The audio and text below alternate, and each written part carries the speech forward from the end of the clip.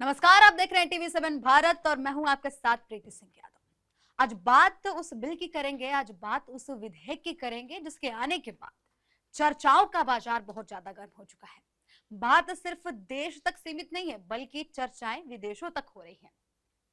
इस विधेयक को लेकर चर्चाएं इतनी ज्यादा बढ़ गई हैं कि विदेशी सांसद भी इस पर खुलकर बोल रहे हैं और देश में तो इस पर विरोध और लगातार विपक्ष द्वारा कई सवाल तो खड़े किए ही जा रहे हैं, लेकिन सरकार इसे काफी ज्यादा जरूरी बता रही है।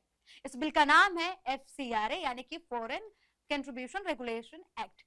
यानी कि इस एक्ट को इसलिए लाया जा रहा है, इस बिल को इसलिए लाया जा रहा है कि जो विदेशी फंडिंग होती है, जो NGOs होते हैं या फिर कोई भी संस्थान होती है जिसको विदेशों द्वारा फंडिंग प्राप्त होती है, तो उसको लेकर इस बिल को बनाया गया है जिसका नाम है FCRA और इसके संशोधन की बात कही जा रही है, जिसके बाद विवाद काफी ज्यादा बढ़ता हुआ दिखाई दे रहा है।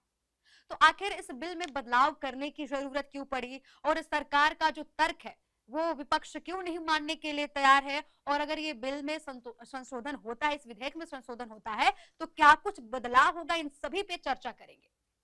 तो सबसे पहले जानते हैं कि FCRA होता क्या है।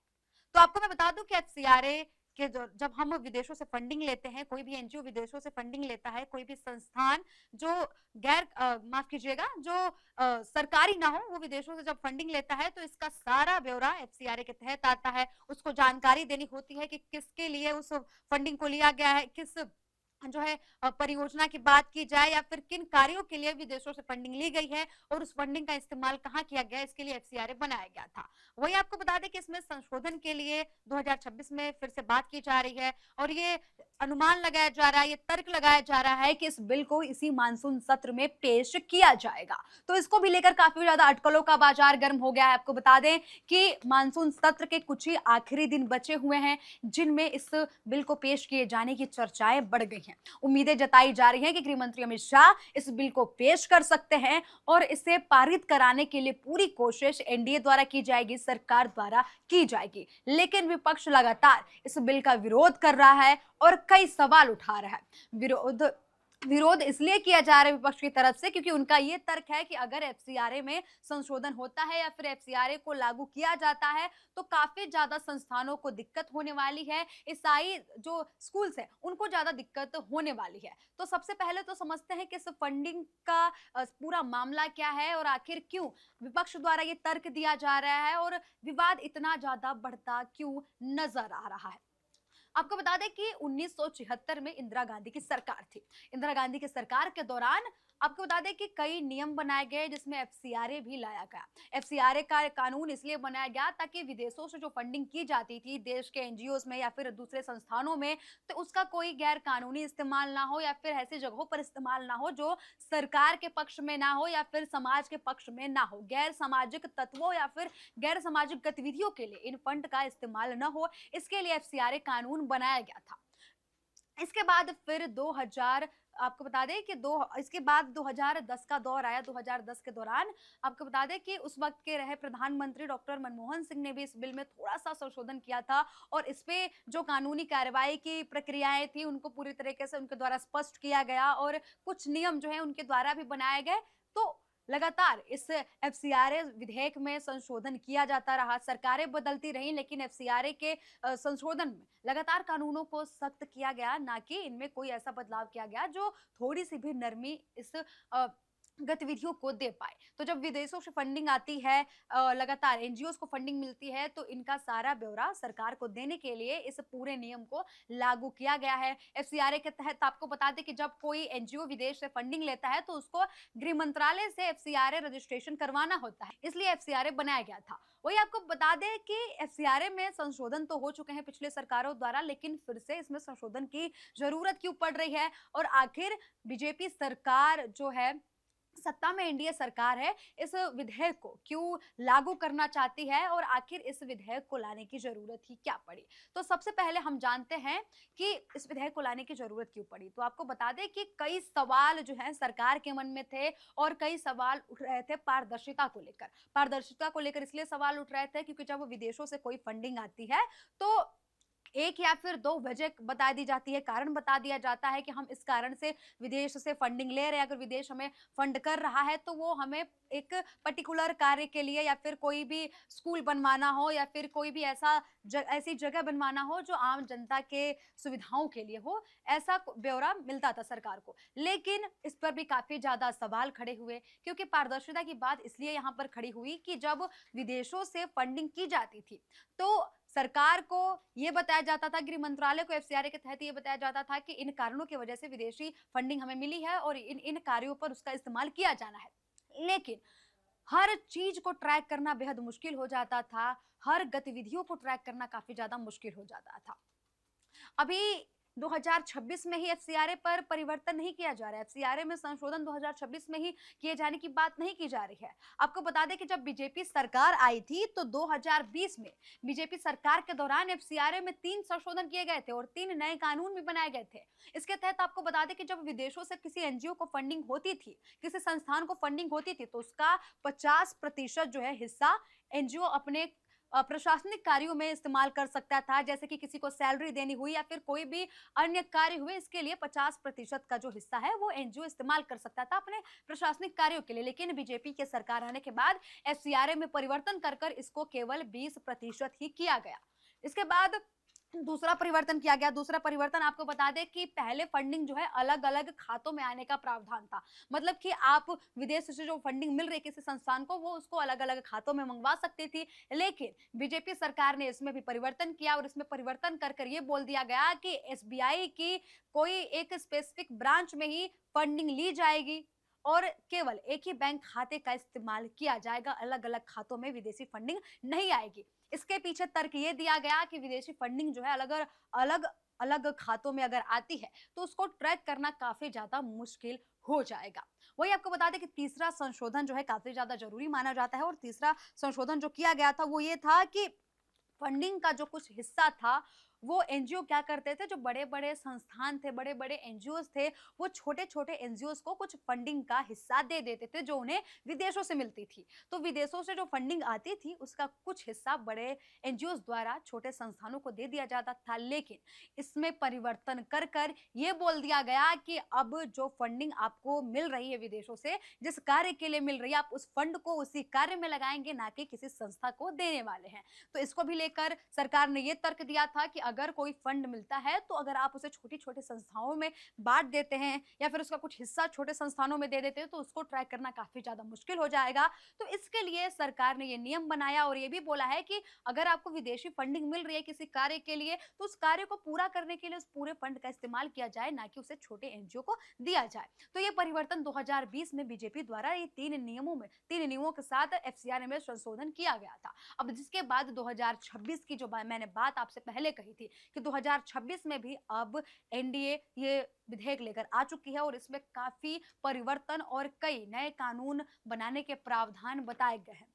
तो पहला तो पारदर्शिता को ही लेकर है कि अब जो फंडिंग विदेशों से किसी भी एनजीओ या फिर किसी भी संस्थान को मिलेगी, इसका पूरा ब्यौरा उसे सरकार को देना होगा।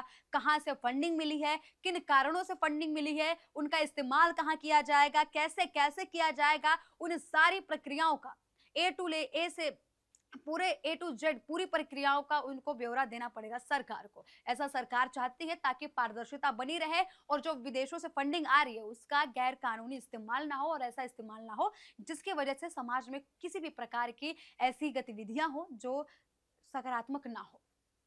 वही आपको बता दें कि इस पर भी काफी ज्यादा विपक्ष की तरफ से सवाल उठाए जा रहे हैं कि इतनी ज्यादा पारदर्शिता की जरूरत क्यों है।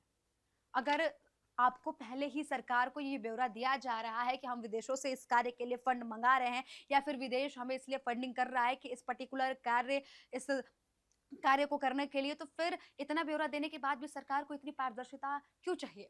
लेकिन सरकार का इस पर तर्क है कि गैर कानूनी हर चीजों को रोकने के लिए इतनी पारदर्शिता बेहद जरूरी है। विदेशों से जो फंड आता है उसका कई जगह गलत इस्तेमाल होता है। आपको बता दें कई ऐसी बातें निकल कर सामने आई हैं, फिर कई ऐसे आंदोलन भी कहा जा सके तो निकल कर सामने आए जो सवालों के घेरे में रहे हैं, जिन पर ये आरोप लगाया गया है कि उनको उन दंगों को भड़काने के लिए या फिर उन आंदोलनों को भड़काने के लिए लगातार विदेशी फंडिंग का इस्तेमाल किया गया है, जिसके कारण लगातार सवाल उठाए जा रहे थे, जिस पर सरकार ने ये नियम पारित करने का प्रस्ताव रखा है।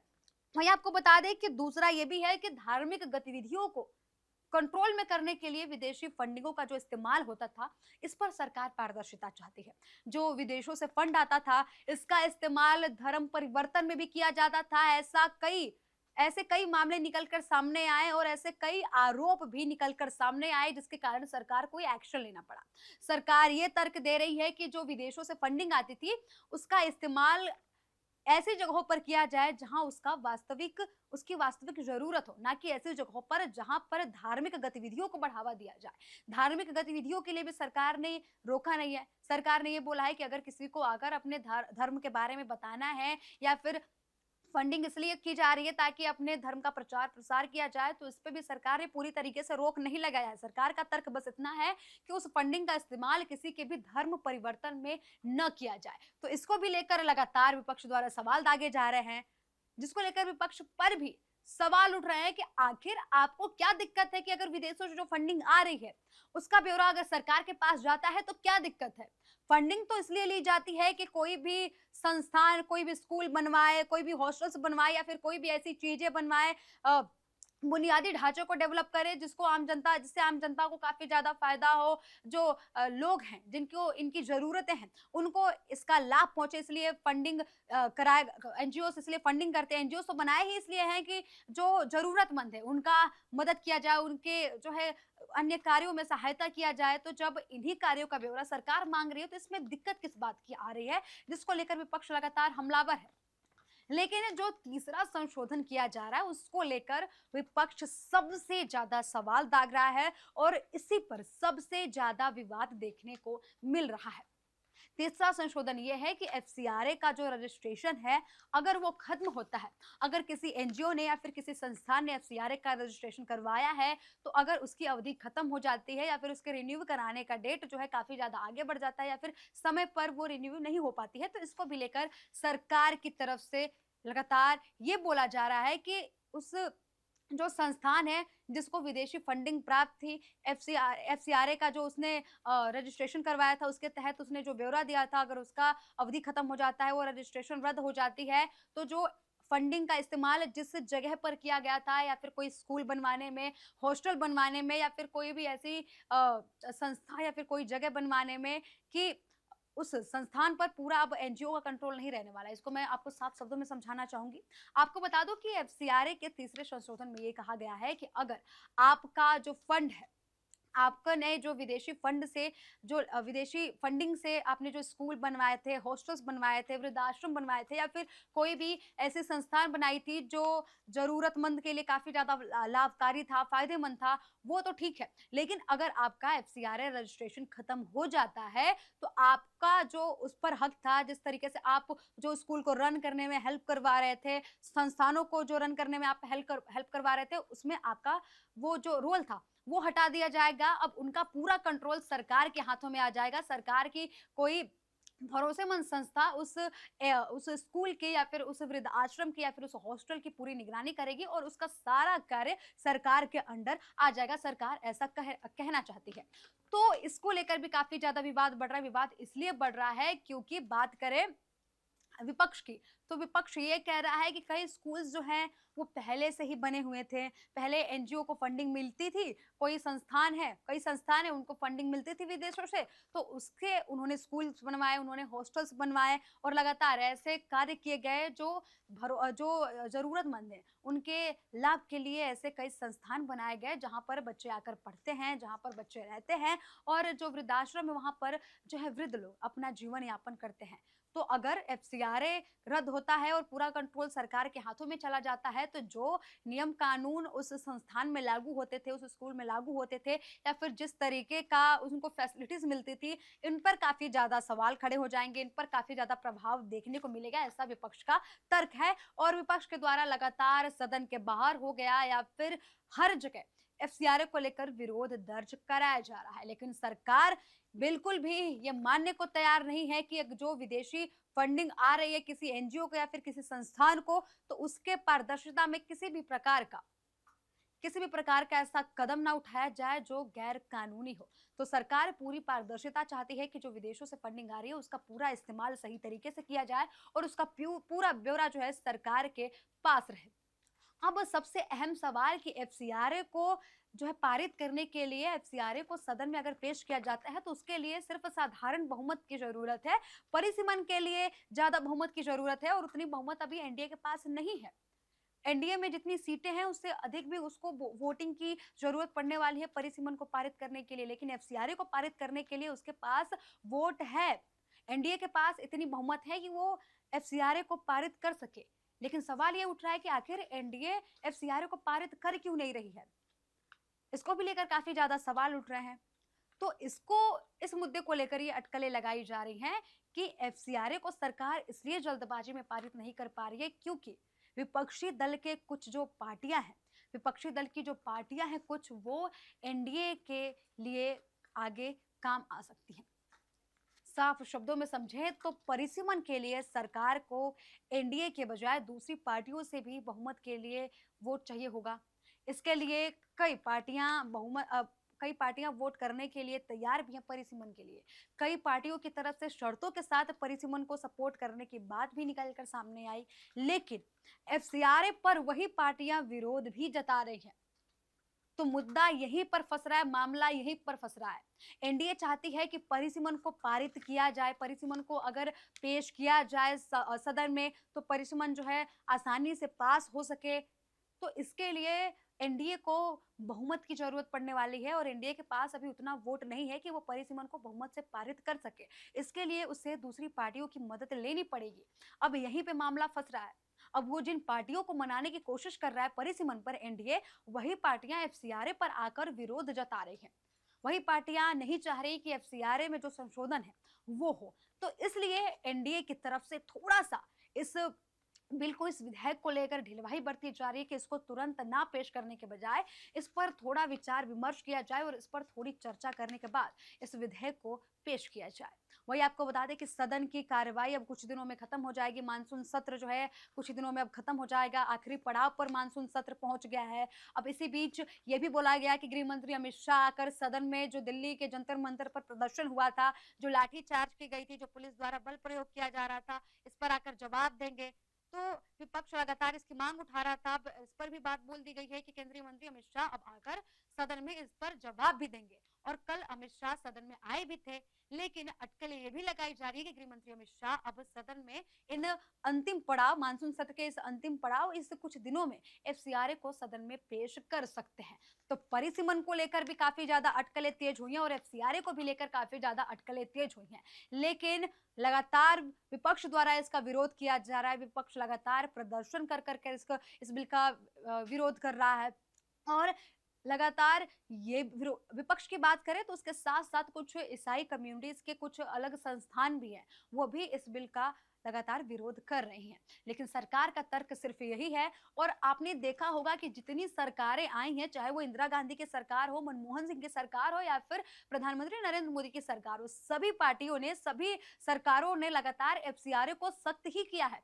एफसीआरए में जितने भी संशोधन हुए हैं, एफसीआर में उसमें लगातार जो संशोधन हुए उसमें कार्रवाई और भी ज्यादा बढ़ा दी गई है, सख्ती को और भी ज्यादा बढ़ा दिया गया है और पारदर्शिता को और भी ज्यादा बढ़ा दिया गया है। और 1976 की बात करें तो इंदिरा गांधी ने भी यही किया था। एफसीआरए वो लेकर आई थी कि जो विदेशी फंडिंग आ रही है उसका जो ब्यौरा है वो सरकार के पास रहे। कोई भी एनजीओ या फिर कोई भी संस्थान क्यों विदेशी फंडिंग ले रहा है, इसकी जानकारी सरकार के पास होनी चाहिए, इसलिए एफसीआरए लाया गया था। जिसके बाद 2010 में डॉक्टर मनमोहन सिंह की सरकार आई तो वहां पर भी एफसीआरए को लेकर संशोधन किए गए और जो कार्रवाई प्रक्रिया थी या फिर जो भी एफसीआरए को लेकर कानूनी प्रक्रियाएं थी उनको पूरी तरीके से स्पष्ट किया गया और कुछ नियम कानून भी वहां पर ऐड ऑन किए गए। जिसके बाद अब 2020 का समय आया था, उस समय भी बीजेपी ने 3 बड़े परिवर्तन किए थे एफसीआरए को लेकर। वहां पर भी सख्ती दिखी थी, मनमोहन सिंह की सरकार में भी सख्ती दिखी थी और इंदिरा गांधी जब प्रधानमंत्री थी उस वक्त भी एफसीआरए को लेकर सख्ती दिखी थी। अब 2026 आया है, 2026 में भी एफसीआरए को लेकर लगातार सख्ती रखी जा रही है और विदेशों से जो आने वाली फंडिंग है उसको लेकर पारदर्शिता की मांग सरकार द्वारा किया जा रहा है।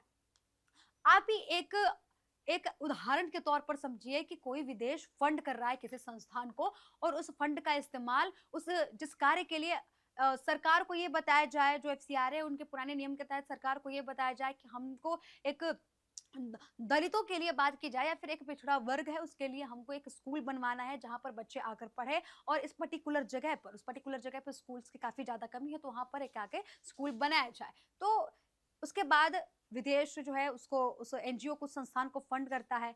विदेश जो है लगातार विदेशी फंडिंग का इस्तेमाल उस एनजीओ द्वारा उस स्कूल को बनवाने के लिए किया जाता है। लेकिन सरकार के पास तो ये ब्यौरा दिया गया है कि हमको स्कूल बनवाना है, बच्चों के मदद के लिए स्कूल बनवाना है, लेकिन अगर वो एनजीओ वो स्कूल बनवाने के बजाय अगर उस पैसे को कहीं और लगा देती है या फिर उस पैसे का कुछ हिस्सा किसी और चीज में लगा देती है तो इस पर काफी ज्यादा सवाल खड़े होते हैं, क्योंकि जिस तरीके से हिंसा में विदेशी फंडिंग जुड़ने के खबर निकलकर सामने आई थी, आंदोलनों में ऐसी कई सारी विदेशी फंडिंग की बात कही गई थी, तो इसको लेकर भी काफी ज्यादा सवाल खड़े होते हैं कि देश में जो हिंसा भड़काई जा रही है, जो आंदोलन किए जा रहे हैं, उसको विदेश से फंड मिल रहा है और जो असामाजिक तत्व हैं या फिर जो गैर कानूनी गतिविधियां हैं वो देश में हो रही है, जिसके कारण विदेशों के फंड के कारण देश में काफी ज्यादा नुकसान देखने को मिल रहा है। तो इसी को ठीक करने के लिए लगातार एनडीए द्वारा, सरकार द्वारा ये विधेयक लाया जा रहा है। लेकिन विपक्ष